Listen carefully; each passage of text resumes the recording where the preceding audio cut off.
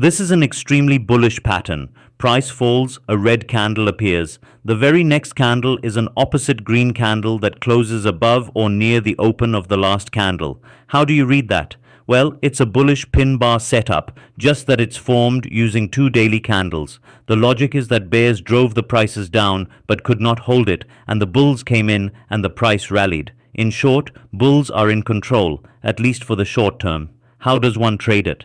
I place a market buy order near when the green candle is about to close, say 15 to 30 minutes before the market close. My stop loss goes below the low of the green or red candle, whichever is the lowest. Once I am into a long position, I trail my stop losses below the 2 or 3 day daily candle lows, and I don't risk more than 0.5% of capital on these trades. That's it. Remember, this is a short-term trade, but when this kind of a setup appears around a longer-term strong support level, it can be traded as a trend reversal signal, obviously, along with other trend confirmations.